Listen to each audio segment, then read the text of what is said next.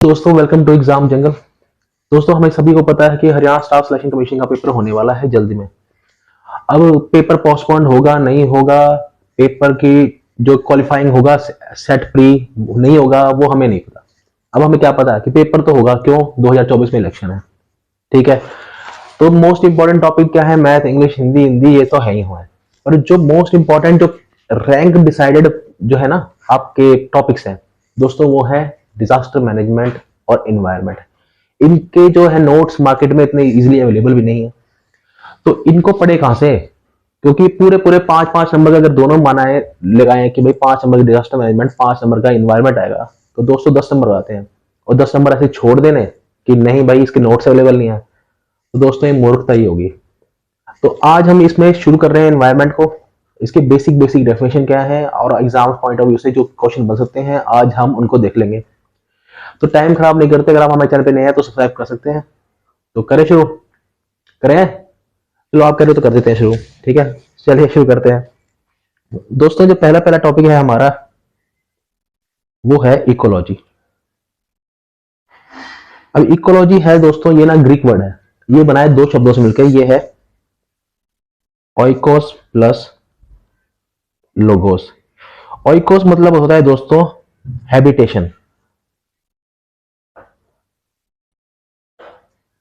और लोगोस का मतलब होता है स्टडी। भाई जो इंसान जानवर जो भी हमारे आसपास रहते हैं, उनकी स्टडी, कैसे रहते हैं, क्या खाते पीते हैं, उनकी स्टडी को कहते हैं क्या? इकोलॉजी। दोस्तों जो इकोलॉजी के फादर है ना, फादर ऑफ इकोलॉजी, वो है अर्नेस्ट हेकल। इन्हें कहा जाता है फादर ऑफ इकोलॉजी। ठीक है, और दोस्तों जो इंडिया के फादर ऑफ इकोलॉजी हैं, जो इंडिया के फादर ऑफ इकोलॉजी हैं दोस्तों, वो हैं रामदेव मिश्रा साहब। अब इकोलॉजी को कहते हैं भाई, इकोसिस्टम को जो है उसकी स्टडी को कहते हैं इकोलॉजी। अब इकोसिस्टम क्या होता है? अब ये तो पता होना चाहिए। इकोसिस्टम दोस्तों कोई भी बायोटिक या फिर अबायोटिक, यानी कि लिविंग नॉन लिविंग थिंग, अगर जो एक साथ मिला के हम बात करेंगे तो वो होती है इकोलॉजी। आगे समझ में देख लो, इकोलॉजी क्या है। इकोलॉजी जो है वो है बायोटिक प्लस अबायोटिक। अबायोटिक क्या हो गए दोस्तों? आप क्लास में घर पे बैठे पढ़ रहे हैं, टेबल चेयर कुर्सी मेज पंखा कूलर एसी सब नॉन बॉडी, जो सांस नहीं ले सकती, जो जीवित नहीं है, वो अबायोटिक होता है। जीवित क्या है? आप हो, आपके साथ पैरों के नीचे जो मच्छर लग रहे हैं वो बायोटिक है। ठीक है, कोई भी कीड़ा जानवर पतंगा सब बायोटिक है। कुत्ता बिल्ली जो सांस ले रहा है, जो जीवित है, चलता फिरता है, खाना पीता है, वो एक बायोटिक है। ठीक है, अब दोस्तों अगली इंपॉर्टेंट अब आती है इकोसिस्टम। इकोसिस्टम मैंने बता दिया आपको कि भाई बायोटिक और अबायोटिक दोनों को मिला के जो बनता है वो इकोसिस्टम बनता है। इकोसिस्टम दो तरह के होते हैं। अब क्या कौन से होते हैं? एक होता है दोस्तों नेचुरल,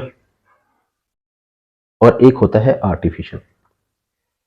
नेचुरल जो है भाई कुदरत से हमें मिला, भाई जैसा मिला हम वैसे ही वैसे चलता रहे। ठीक है, लेक होगी, तालाब, झरने, नदी, समुद्र, जंगल, ठीक है ना, ये सारा नेचुरल है।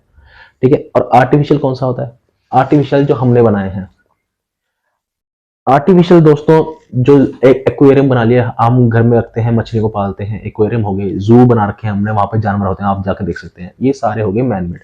अब दोस्तों नेचुरल में भी दो तरह के होते हैं। नेचुरल में कौन कौन से हैं? एक होता है टेरेस्ट्रियल, टेरेस्ट्रियल होता है, और एक होता है एक्वाटिक। दोस्तों टेरेस्ट्रियल में क्या क्या आता है? टेरेस्ट्रियल में आता है दोस्तों डिजर्ट्स आ जाते हैं, जो भी आपके डेजर्ट्स होते हैं, या फिर आपको कहते हैं फॉरेस्ट होते हैं, जो भी जमीन के ऊपर है, पानी में नहीं है, जो भी जमीन के ऊपर है वो है टेरेस्ट्रियल। जो एक्वाटिक है, जो समुद्र के अंदर है, पानी के अंदर है। एक्वाटिक में आता है आपका पॉन्ड्स आ गई, लेक्स आ गई, है ना, रिवर्स आ गई, ओशंस आ गए, ये सब आपका एक्वाटिक में आता है। और फॉरेस्ट में दोस्तों ग्रासलैंड्स आ गए। अब ग्रासलैंड्स होते क्या हैं भाई? साफ साफ दिया हुआ है सिलेबस में ग्रासलैंड्स में पूछे जाएंगे। अब ग्रासलैंड्स होते क्या हैं दोस्तों, आपने देखे होंगे भाई, शाहरुख खान स्विट्जरलैंड में घूम रहा है, ठीक है, और वो कहता है अंजलि अगर वो मुड़ के देखेगी तो पीछे तो वो मेरी होगी। तो अब वो जो जब खेतों में जो भाग रहा है, जहां पे सिर्फ घास ही घास दिख रहा है, पेड़ है वहां पे इक्का दुक्का, जैसे गोल्फ कोर्स होते हैं, अगर आपने देखा होंगे गोल्फ कोर्स देखे होंगे कि भाई दूर दूर जो एक गोल्फ का गड्ढा होता है, आप वहां से स्विंग करते हैं, बॉल वहां जाती है गड्ढे में, और वहां से फिर पॉइंट्स वगैरह जो मिलते हैं। जो घास का एक लंबा एरिया है जो दिख रहा है, भाई यहाँ आप खड़े हो दूर तक घास ही घास दिख रही है, ठीक है, स्विट्जरलैंड जैसे एरिया में घास ही घास है, तो उसको कहते हैं ग्रासलैंड्स। और इनके अलग अलग नाम होते हैं अलग अलग जगह पे। और दोस्तों ये एग्जाम्स में बहुत बहुत ज्यादा पूछाते हैं, थोड़े अटपटंगे से नाम है पर याद करने बहुत जरूरी है, एग्जाम्स में बहुत बहुत बहुत ज्यादा पूछाते हैं। अब क्या है वो एग्जाम, अलग अलग नाम उनके ग्रासलैंड्स के अलग अलग। अमेरिका में क्या कहते हैं भाई, न्यूजीलैंड में उसका क्या नाम है, या कहीं साउथ अफ्रीका में क्या नाम है, इनके अलग अलग जो नाम है, अब उन पे एक बार नजर डाल लें, पेपर में इंपॉर्टेंट है तो डालने पड़ेगा भैया, डाल देते हैं, चलो चलो। ये है भैया वर्ल्ड फेमस ग्रासलैंड्स, ठीक है, देखें क्या क्या है दोस्तों। पहले तो हम बात कर लेते हैं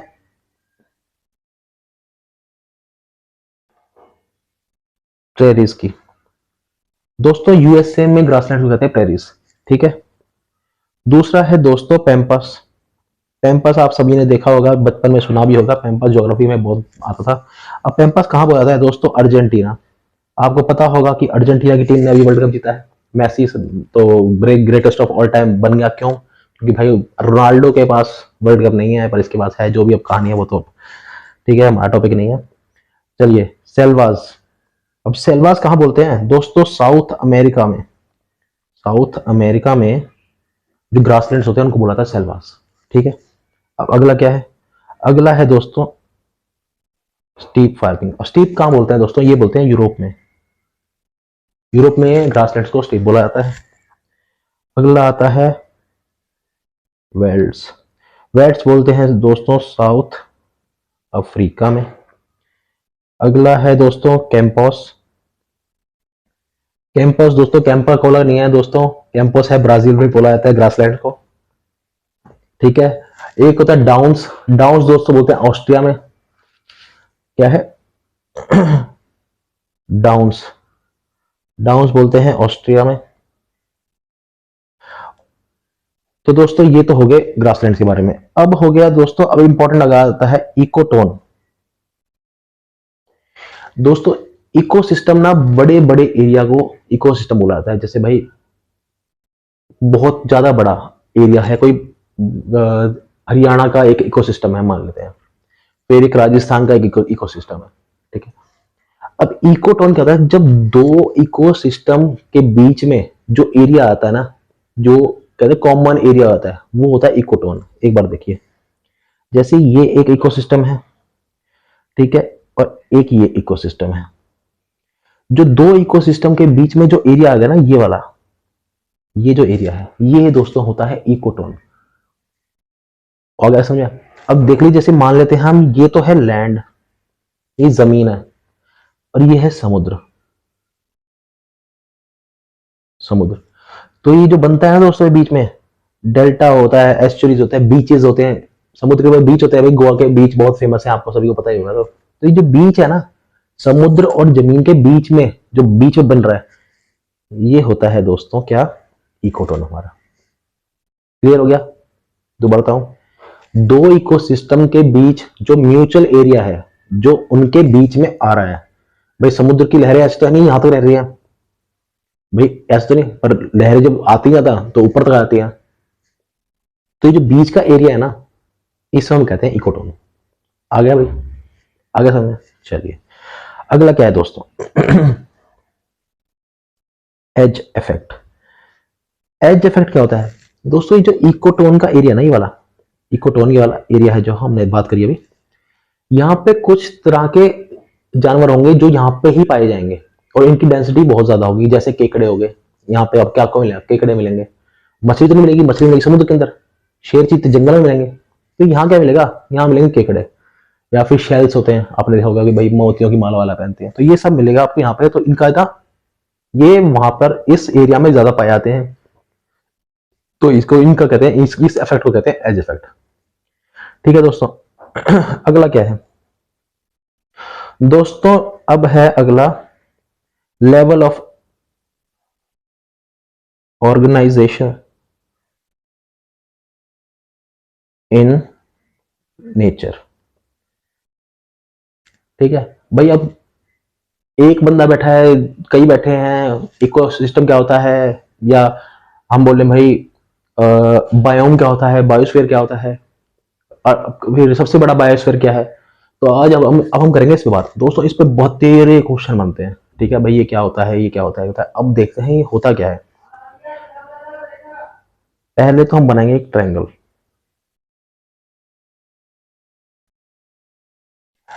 आप किसी क्लास में अकेले चले गए भाई, आप वहां पे अकेले बैठे हो, क्लास शुरू होने वाली है, होते ना बच्चे भाई जो कल पढ़ाया था सर ने, भैया आज आके जल्दी जल्दी पहुंचकर उसको मैं रिवीजन कर लेता हूँ, जो स्मार्ट बच्चा होता है। अगर एक इंडिविजुअल वहां बैठा है तो भैया ये हो गया an individual, individual living being. ठीक है। अब थोड़े दिन बाद भाई वहां पे कुछ थोड़ी देर में कोई 4-5 बच्चे आ गए, तो अब एक तरह के तो बच्चे होंगे वो। ऐसा तो नहीं है कि भाई एक इंसान का बच्चा बैठा है, कुत्ते का बच्चा बैठ गया, एक बिल्ली का बच्चा बैठ गया, सारे इंसान भी हैं, तो एक स्पीशीज के बच्चे बैठे हैं, है ना। पहले तो हो गए इंडिविजुअल, फिर हो गई एक स्पीशीज। ठीक है। उसके बाद आते हैं भाई क्लास भर की पूरी, भाई एक तरह के बच्चे बहुत सारे हो गए, पॉपुलेशन होगी भाई, बहुत सारे बच्चे अब क्लास में बैठ चुके हैं। पहले एक स्पीशीज थी, पहले भैया एडम आई, या फिर वो कहते हैं मनु शत्रुपा थे जो सबसे पहले इंसान थे, फिर उनके थोड़े बच्चे हो गए, वो हो गई एक स्पीशीज। फिर और ज्यादा धरती में इतनी पॉपुलेशन होगी, हम उसको पॉपुलेशन कहते हैं ना, ये तो कहते हैं भाई एक स्पीशीज है, हम कहते हैं भाई पूरी पॉपुलेशन। तो जब बहुत सारे इंडिविजुअल एक ही जाति के इकट्ठे हो जाएं तो उसे कहते हैं पॉपुलेशन। आ गया समझ में। ठीक है। अब अगला क्या है, अगला है दोस्तों कम्युनिटी। अब रूम में दोस्तों खाली बच्चे तो होंगे नहीं, बच्चों के साथ क्या होंगे, पैरों में मच्छर होंगे, मक्खियां होंगी। तो अब ये कम्युनिटी सी बन गई है भाई, हवा भी है, मच्छर भी हैं, मक्खियां भी हैं। ठीक है। एक आधा कीड़ा भी घुस रहा है, छिपकली बैठी है दीवारों पे। ठीक है। अब ये हो गई एक कम्युनिटी से बन गई। ठीक है। अब कम्युनिटी से बड़ा क्या होता है, ये सब एक से एक बड़े हैं, अब कम्युनिटी से बड़ा क्या होगा दोस्तों, कम्युनिटी से बड़ा होता है हमारा जो हम शुरू से पढ़ रहे हैं इकोसिस्टम। इसमें लिविंग भी आ गए, नॉन लिविंग। अब भाई सामने बोर्ड लगा हुआ है, बोर्ड भी है। ठीक है। चेयर कुर्सी लगी हुई है, वो भी है, वो ऊपर पंखा चल रहा है, कूलर चल रहा है, एसी चल रहा है। तो ये भी, अब ये सब मिलके लिविंग भी, मतलब वो मच्छर मक्खी और वो ऊपर जो दीवारों पे छिपकली लटकी हुई है वो, ये सब मिलके बना रहे हैं आपका इकोसिस्टम। सारा मिला के ये बनता है इकोसिस्टम, ये क्लास का इकोसिस्टम है। अब भैया इकोसिस्टम से बड़ा क्या है, इकोसिस्टम से बड़ा होता है दोस्तों बायोम। दोस्तों बायोम हो गया भैया कि लगा ले एक देश का जो इकोसिस्टम है, तो ये हो गया बड़ा, जो लार्जर एरिया का इकोसिस्टम होता है। इकोसिस्टम ही है पर इसका साइज बहुत बड़ा है, लिविंग नॉन लिविंग सब आ जाते हैं इसमें, पर इसका साइज है वो बहुत बहुत ज्यादा बड़ा है। एक इंडिविजुअल था, इंडिविजुअल का सिस्टम, स्पीशीज आई, स्पीशीज के बाद क्या आई, मतलब उसी तरह की एक जाति का दो चार हो गए, उसके बाद जब बहुत सारे हो गए उस जाति के, तो उसे हम कहते हैं पॉपुलेशन। फिर पॉपुलेशन में भैया अब कीड़े मकोड़े भी आ गए, तो उसे कहते हैं हम कम्युनिटी बना ली भैया उन्होंने, तो अरे कम्युनिटी होगी। अब कम्युनिटी में फिर नॉन लिविंग लिविंग लिविंग तक है कम्युनिटी, इसके बाद नॉन लिविंग भी ऐड हो जाएंगे तो हो जाता है इकोसिस्टम। अब इकोसिस्टम से बड़ा होता है बायोम। अब दोस्तों बायोम से तो बड़ा भी तो कुछ होता होगा दोस्तों, जो बायोम से बड़ा होता है वो है आपका बायोस्फीयर। ठीक है। ये बायोस्फीयर है, इसमें पानी जहाज, मतलब पानी वानी हवा मिट्टी जमीन सब आ गया। सबसे बड़ा बायोस्फीयर क्या होगा, फॉरेस्ट, समुद्र। दोस्तों सबसे बड़ा बायोस्फीयर है, ये क्वेश्चन इंपॉर्टेंट है एग्जाम पॉइंट ऑफ व्यू से, इसको रट लेना। क्या है सबसे बड़ा लार्जेस्ट बायोस्फीयर, क्या है, वो है हमारा अर्थ। ठीक है। सबसे बड़ा बायोस्फीयर क्या है दोस्तों, हमारा वो है अर्थ। ठीक है। अब दोस्तों, अब ये हो गया, हमने बात कर ली बायोस्फीयर के बारे में, ये सब। अब अगला टॉपिक क्या है दोस्तों, अब आता है फूड चेन। ठीक है। अब फूड चेन क्या होती है दोस्तों, एक पेड़ है या फिर एक घास है, हमने अभी घास की बात, ग्रासलैंड की बात करी है तो हम घास ले लेते हैं, एक घास है। फिर दोस्तों एक यहाँ पे एक कीड़ा आ जाता है, ठीक है, इसको हम कहते हैं क्या, यह है टिड्डा, ग्रास ऊपर। फिर एक फ्रॉग आ जाता है, ठीक है। अब फ्रॉग आ गया, इसका एरो जो है ना, इसको कर देते हैं हम इस तरफ, फ्रॉग आ गया। अब फ्रॉग, फिर आ गया हॉक, हॉक यानी कि चील, ठीक है। फ्रॉग के चील को मतलब पहले एक और थोड़ा बड़ी कर देते थे चेन को ना, फ्रॉग आ गया, फिर आ गया स्नेक, फिर आ गया है आपका हॉक। पहले एक पौधा है दोस्तों, पौधे को कौन खाएगा, पौधे को खाएगा टिड्डा, ग्रास ऊपर, टिड्डा खाएगा। टिड्डे को कौन खाएगा, टिड्डे को खाएगा दोस्तों फ्रॉग, जो आपका ये डड्डू होता है, ठीक है, मेंढक, मेंढक खाएगा उसको, ग्रास हॉपर को। अब मेंढक को कौन खाएगा, मेंढक को खाएगा स्नेक। अब सांप कौन खाएगा, सांप को खाएगा हॉक, हॉक मतलब चील, बाज, ये सब ये खाएंगे आपने। तो ये होगी फूड चेन। तो ये होगी दोस्तों सिंगल फूड चेन। अगर इसमें से हम एक को भी हटा दें ना, कि भाई भाई हम टिड्डा हटा दें या हम पौधा ही हटा दें, कि भाई घास ही नहीं है, घास नहीं है तो भैया टिड्डे भी नहीं होंगे, टिड्डे नहीं है तो दोस्तों यहाँ फ्रॉग भी नहीं मरेंगे, फ्रॉग भी भूखे मरेंगे। फ्रॉग नहीं है तो भैया वहां पे सांप क्या करेगा, सांप भी तो भूखा ही मरेगा, सांप भी नहीं होंगे वहां पे। अब सांप भी नहीं है तो भैया चील क्या करेगी, चील भूखी थोड़ा ना मरेगी, चील उड़ के कहीं और जाएगी जहाँ पे टिड्डे विड्डे होंगे। ये तो होता है। अब दोस्तों इसका ना एक रूल है, क्या है, 10% लॉ, 10% लॉ। और ये किसने दिया था, ये दिया था दोस्तों, ये दिया था रेमंड ने, रेमंड, इसको रेमंड लॉ भी कहते हैं। इन्होंने क्या बताया कि भैया घास चाहे टिड्डा कितनी खाती रहे, कितना ही खाए, पर उसको एनर्जी मिलेगी 10% ही उसकी, ठीक है। बाकी 90% जो उसकी भैया बॉडी को चलाने के लिए, जो बॉडी को चलाने वालाने के लिए उसको एनर्जी वगैरह चाहिए, वो सारा उसमें लग जाएगा, ठीक है। ऐसे ही फ्रॉग अगर जब ग्रास हॉपर को खाएगा भाई, तो उसको भी सब उसकी फ्रॉग जैसे, भाई 100 कैलोरी की एनर्जी है इसमें, अगर फ्रॉग 100 कैलोरी की एनर्जी वाले टिड्डे को खाएगा तो उसको सिर्फ 10% एनर्जी मिलेगी, बाकी एक्सक्रीटा बन जाएगा, हजम हो जाएगा, ठीक है, बाहर शिट हो जाएगा, निकल जाएगा।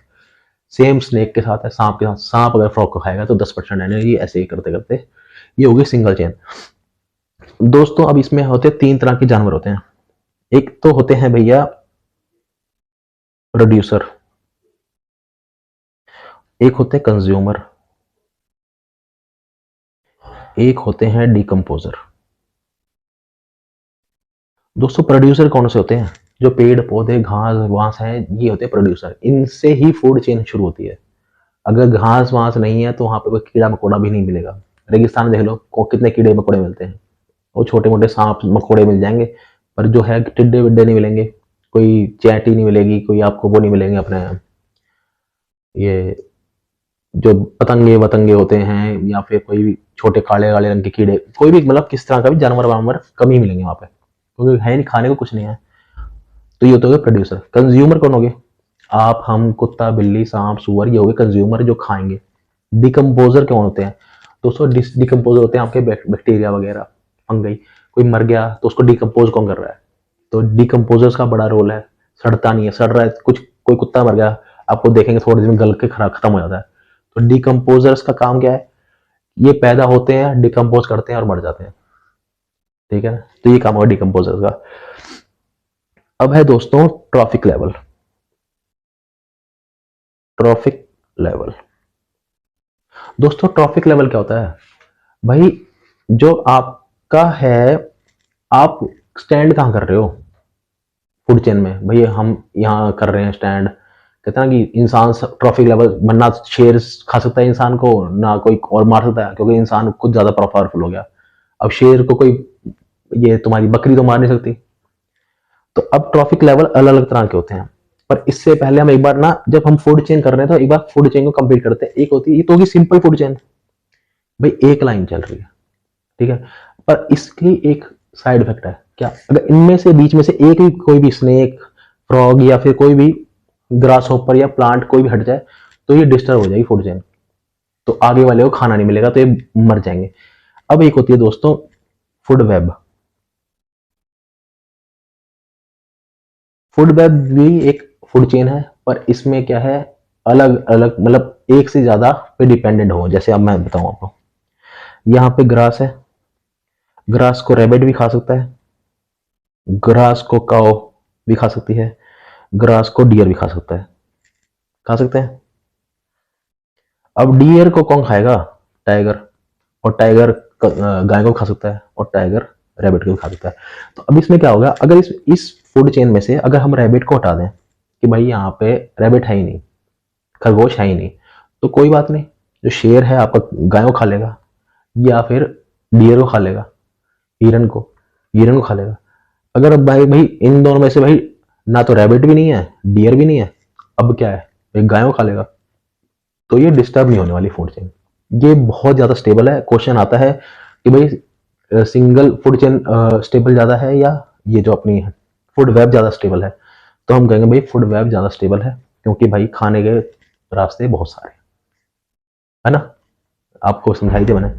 अब दोस्तों ये तो होगी बात। अब ये हमने बात करी फूड वेब की, फूड चेन की, किसमें, जमीन के ऊपर। तो समुद्र में तो कोई फूड चेन होती होगी, बिल्कुल होती है दोस्तों। सबसे पहले होते हैं डाई एटम्स, उसके बाद क्रस्टेशियंस होते हैं, क्रस्टेशियंस, उसके बाद है हेरिंग्स, उसके बाद आती है वेल। डाई एटम्स क्या होते हैं दोस्तों? आपकी एल्गी वेल्गी होती है, ये होती है डाई। क्रस्टेशियंस, केकड़े, crabs, herring, large fish, large fish, और फिर वेल तो वेल है ही, ब्लू वेल सबसे बड़ा मैमल है, हमें सबको पता ही है। अब क्रैब किसको खाएगा? भाई क्रैब जो होते हैं, केकड़े वगैरह होते हैं, ये खाते हैं एल्गी वगैरह को, ठीक है। तो इसका पेट तो यहाँ से भर जाएगा। लार्ज फिश खाती है किसको? क्रैब्स को। आपने देखा होगा डिस्कवरी वगैरह पे कि भाई कैसे मछलियां खा रही हैं छोटी मछली को, या क्रैब्स को खा रही हैं। अब मछली, फिर बीच में शार्क्स होती हैं या फिर वेल होगी, ये छोटी छोटी मछलियों के ऊपर फीड करती हैं, ठीक है। तो ये होगी दोस्तों हमारी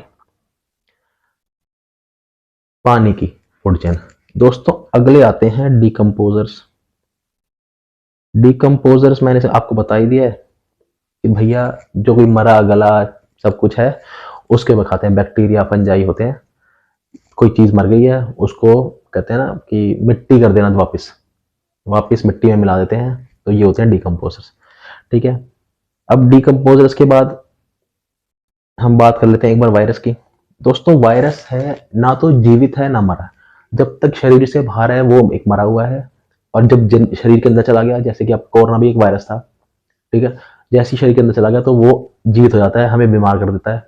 तो क्या कह हम इस क्या कह सकते हैं भाई, नॉन लिविंग, यानी कि जो मरे हुए हैं, नॉन लिविंग पेड़ वेड़ हैं, या फिर पेड़ नहीं, आपके एसी कूलर वगैरह हैं, और जो जीवित है इंसान, उनके बीच की जो कड़ी है ना, ये एक वायरस है। शरीर से बाहर तो मरा हुआ है, पर शरीर के अंदर जाते ही जीवित हो जाता है, ठीक है। इसकी डिस्कवरी किसने करी थी? इवॉन नाम के एक साइंटिस्ट थे, उन्होंने इसकी डिस्कवरी करी थी, ठीक है। क्या किससे बना है भाई? सिंगल सेल से बना होता है, सिंगल सेल से बना है, और प्रोटीन प्लस आइदर डीएनए होगा या फिर आरएनए होगा, ठीक है। जो हम दवाई लेते हैं, भाई कोई बीमार हो गया, कोई दवाई, तो वो भी दोस्तों वायरस होती है, पर वो वीक्स वायरस होता है या मरा हुआ वायरस होता है, ताकि उसके खिलाफ एंटीबॉडी प्रोड्यूस हो सके, और उसके खिलाफ हमारी जो क्षमता है लड़ने की वो पैदा हो सके। बाकी यही है, ठीक है। और पैरासाइट होते हैं, एक हमने वायरस की बात कर ली, अब हम एक बार पैरासाइट भी देख लेते हैं। भाई पैरासाइट क्या होते हैं? बचपन से सुनते आ रहे हैं पैरासाइट। दोस्तों ये वो जीव होते हैं जो किसी और के ऊपर निर्भर होते हैं, मतलब कि उनका नुकसान होता है इससे और इनका फायदा होता है। जैसे कि लीच, आपने देखा होगा भैंस उसमें पानी में गई और बाहर आती है तो लीच भी चिपकी होती है उसके, तो वो क्या, वो उसके ऊपर उसका खून पी रही है। इससे क्या हो रहा है? इससे क्या हो रहा है, भैंस को तो नुकसान हो रहा है कि भाई उसका खून पिया जा रहा है, ठीक है, उसका फायदा हो रहा है, ठीक है। ये उसको कोई हेल्प नहीं करती, कोई उसका फायदा वायदा कुछ नहीं है, बस ये एक उसके ऊपर कहते हैं ना कि डिपेंडेंट है उसके उसके ऊपर, जब तक वो जीवन रहेगी तब तक खून पीती रहेगी, जैसे ही वो मर जाएगी वो भी किसी और को देखेगी। तो दोस्तों ये होगी पैरासाइट के बारे में हमने बात करनी। अब दोस्तों हम बात कर लेते हैं, ये आता है इकोलॉजिकल पिरामिड। Ecological pyramid. दोस्तों इकोलॉजिकल पिरामिड कैसे है, देखो पहले आ गई घास, ग्रास, फिर आ गया ग्रास हॉपर, हमने अभी बात करी, फिर आ गया ग्रास हॉपर, कौन खाता है, कौन खाता है बताया था मैंने, फ्रॉग, फ्रॉग को स्नेक, स्नेक को हॉक। अगर जंगल में, पूरा जंगल में घास नहीं होगी तो कम से कोई, घास है तो कोई 5,000 मान लेते हैं हम, उसके ऊपर ग्रास हॉपर यानी कि टिड्डे खाना खाते हैं घास के ऊपर। 5,000 टिड्डों को खाने के लिए हमें कितने चाहिए, 5,000 फ्रॉग चाहिए। तो अगर 5,000 ही टिड्डे हैं और 5,000 ही हमारे पास फ्रॉग यानी कि फ्रॉग हैं, मेंढक 5,000 ही मेंढक हैं, तो 5,000 मेंढक का पेट भर जाएगा। 5,000 मेंढक ने 5,000 टिड्डे खा लिए, फिर अगले दिन भूखे मरेंगे। तो 5,000 खाने के लिए हमें कितने चाहिए भाई, 500 हो, 500 मेंढक खा लिए, टिड्डे खा लिए, अगले दिन वो और टिड्डे पैदा हो गए तो 500 ने और खा लिए। अब 500 स्नेक हैं, 500 फ्रॉग हैं, तो कितने स्नेक होंगे, 50। अगर ज्यादा स्नेक होंगे तो भाई वो भी भूखे मरेंगे, तो ठीक है। अब 50 स्नेक खाने के लिए 50 चील चाहिए, नहीं 5।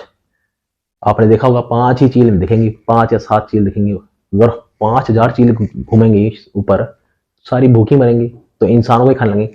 तो ये बैलेंस है, ये बैलेंस बना रहता है, ठीक है ना। ऐसा नहीं है कि कोई भी चीज, सबका कुछ ना कुछ काम है, इको सबको बैलेंस करने के। इन्वायरमेंट का ही बैलेंस है। हम ज्यादा खा रहे हैं, जो इंसान है बिल्डिंगें बना रहा है भाई, बढ़ता जा रहा है, रिसोर्सेज खत्म हो रहे हैं, पर ये जो है जानवर हैं ये बैलेंस बना के रखते हैं। ऐसा नहीं है कि भैया चीलों ने अपना एक राज ही बना लिया कि भाई चील ही चील है, चील ही चील कर ली, उनके भाई इलेक्शन भी हो रहे हैं, ऐसा हो रहा है क्या, शेर ही शेर पैदा हो गए भाई, हर जगह शेर ही शेर है, एक 3-4 शेर होंगे पूरे जंगल में, सबका पेट पलता रहेगा। अगर सारे शेर होंगे तो क्या होगा, आपस में ही compete करेंगे, एक दूसरे का खाना ही खाएंगे, तो अब सबको खाना तो मिलने नहीं वाला, फिर क्या होगा, फाइट होगी, मरेंगे आपस में, एक दूसरे को मार के फिर वापस 5-6 पे ले आएंगे ये। ऐसा नहीं है कि भाई 5,000, 5 पूरे जंगल में 5-10,000 शेर हैं, तभी तभी तो शेर कम होते जा रहे हैं भाई। एक जंगल का कहते हैं ना एक ही शेर होता है, ये सच बात है। क्यों होता है कि भाई वो बैलेंस बना रहे हैं। अगर 5,000 शेर होंगे तो सारे हिरणों को मार खा जाएंगे एक बारी में, फिर भूखे मरेंगे। अगर ज्यादा शेर हो जाते हैं, आपने देखा होगा कि शेर शेर से लड़ता है जंगल की टेरिटरी के लिए, कोई बुढ़ा शेर हो गया तो उसके ही शेर उसे मार खाते हैं। ये सब रिलेटेड है, ऐसे ही नहीं हो रहा सब कुछ भी कि भाई ऐसे ही हो जा रहा है कि भाई पानी में है, पानी में भाई मगरमच्छ ही मगरमच्छ पड़ेगा। सबका एक लेवल है भाई, इतने ही होंगे तो ही आगे चलता रहेगा सिस्टम। अगर ज़्यादा हो गए तो आपने देखा होगा भाई चील वील होती हैं अपने जो है अंडे ऊपर से गिरा देती हैं कि भाई वीक होता है तो उसको गिरा देते हैं। सांप होता है, मैंने सपोले अपने बच्चों को खा लेते हैं, सांप सपोलों को खा जाते हैं। क्यों, एक बैलेंस बना रहता है। ज़्यादा हो जाएंगे तो एक दूसरे का ही खाना खाएंगे, तो उससे पहला ही शुरू में ही साफ कर दो, ठीक है ना। सेंस बन रही है, ठीक है जी। तो दोस्तों ये तो कुछ 30 मिनट की वीडियो बन गई। इक्वल इन्वायरमेंट तो दोस्तों बहुत ज्यादा बड़ा है, आई होप आप सभी को मजा होगा। तो इसके आगे हम कंटिन्यू करेंगे भाई, फोटोसिंथेसिस क्या होता है, कार्बन सिंक क्या होता है, कार्बन प्रोडक्टिविटी क्या होती है, कोरल्स का क्या फंक्शन है, ठीक है, ये सब इन्वायरमेंट पॉल्यूशन वगैरह, नॉइज पॉल्यूशन, एयर पॉल्यूशन, वो सब क्या होता है, वो सब बात करेंगे अगले टॉपिक में। तो अगली वीडियो का लिंक आपको अगली वीडियो का नोटिफिकेशन आपको आ जाए तो उसके लिए क्या करना है, चैनल को सब्सक्राइब करना है, ठीक है, ताकि जब वीडियो डले तो आप जल्दी से देख लो। और बाकी जो पढ़ाया है, अगर आपको इसकी पीडीएफ चाहिए, ये सारा बताया है, अगर आपको इसकी पीडीएफ चाहिए तो दोस्तों हमारा टेलीग्राम ग्रुप का लिंक मैं अपने डिस्क्रिप्शन बॉक्स में डाल दूंगा, आप वहां से जाके देख लेना, कॉपी कर लेना और जल्दी जल्दी लेक्चर लगा लेना। ये सारा कॉपी कर लेना, 2 की स्पीड लगाना, था करके आपका हो जाएगा। तो ऐसे ही हम डिजास्टर मैनेजमेंट कवर कर लेंगे सारा। हैजार्ड्स क्या होते हैं भाई, हैजार्ड्स और डिजास्टर में क्या फर्क है, ये सब हम कर लेंगे भाई। कब फोर्सेस लाई गई, डिजास्टर मैनेजमेंट फोर्स जो आई वो कब आई, 2005 के बाद से पहले क्या होता था, 2005 के बाद क्या, वो सब हम बात कर लेंगे। वो सब वीडियो आती रहेंगी, टाइम टू टाइम डालते रहेंगे। तो तैयारी करते रहो जोर लगा के। कोई और डाउट है कोई टॉपिक पे, अगर आप वीडियो चाहते हो कि भाई सर उस वो बता दो, ये बता दो, डिस्क्रिप्शन में डाल देना, तो बना देंगे वीडियो। तैयारी में कोई कमी नहीं रहनी चाहिए, इस बार सिलेक्शन ले लेना है, हरियाणा पार देना है सारा। ठीक है, अगली वीडियो में आपसे मुलाकात हुई, तब तक के लिए बाय बाय, धन्यवाद।